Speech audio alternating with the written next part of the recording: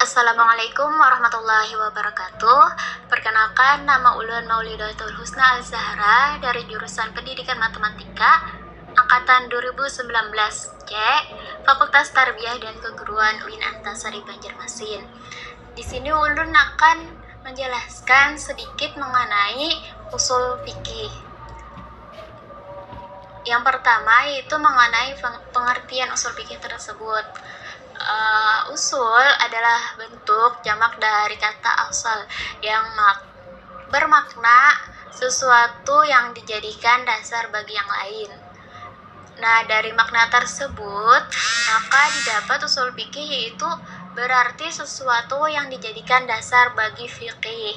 Nah, adapun untuk usul fikih dapat diambil pengertian bahwasanya merupakan ilmu pengetahuan dari hal kaidah-kaidah dan juga pembahasan-pembahasan yang dapat membawa kepada pengambilan hukum-hukum tentang amal perbuatan manusia dari dalil-dalil yang terperinci.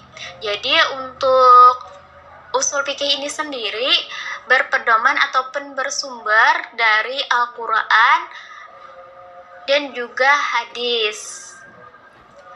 Nah, selanjutnya dari usul fikih ini ada tujuan.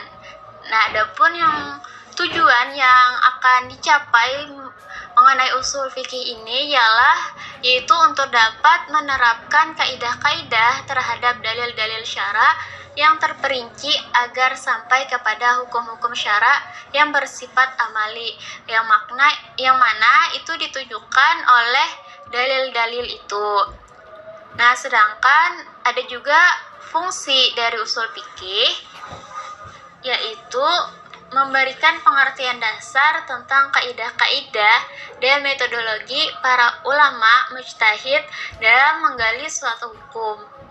Selanjutnya, memberi bekal untuk menentukan hukum melalui berbagai metode yang dikembangkan oleh para mujtahid seperti halnya metode-metode ijtihad. Nah, sehingga dapat memecahkan berbagai persoalan baru.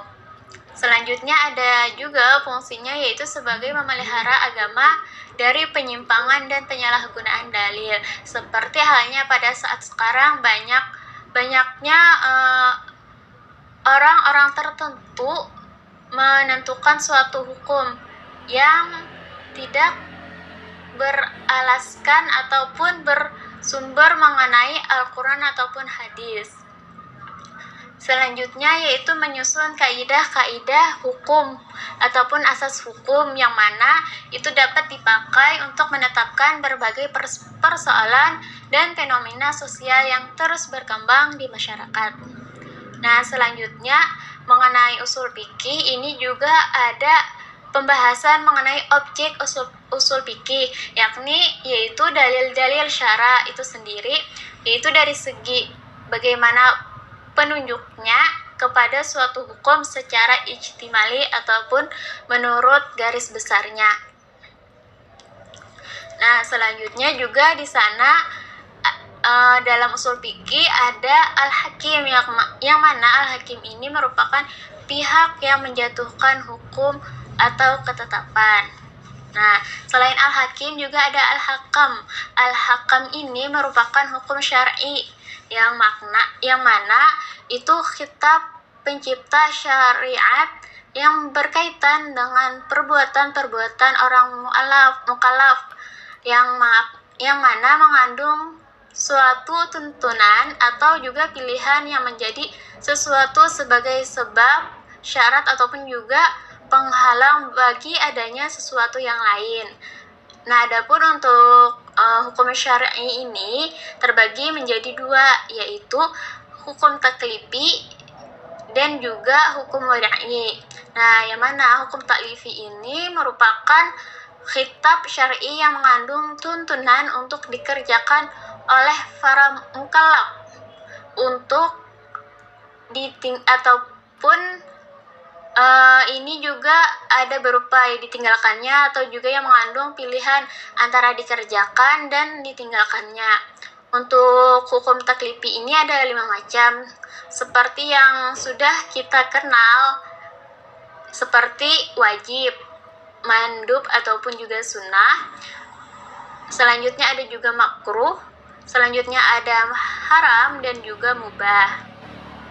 Nah, adapun untuk hukum wada'i itu merupakan kitab syara' yang mengandung pengertian bahwa terjadinya sesuatu itu adalah sebagai sebab, syarat, ataupun juga penghalang sesuatu. Nah, selanjutnya di dalam ushul fikih juga ada mengenai mahkum bih, yang mana mahkum bih ini merupakan suatu perbuatan mukallaf yang dibebani suatu hukum ataupun perbuatan hukum.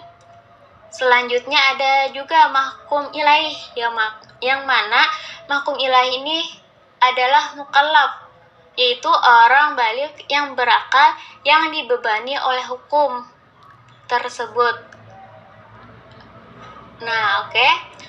Sampai di sini penjelasan ulun mengenai usul fikih. Salah hilap mohon maaf atas segala kekurangannya. Wabillahi taufiq wal hidayah. Wassalamualaikum warahmatullahi wabarakatuh.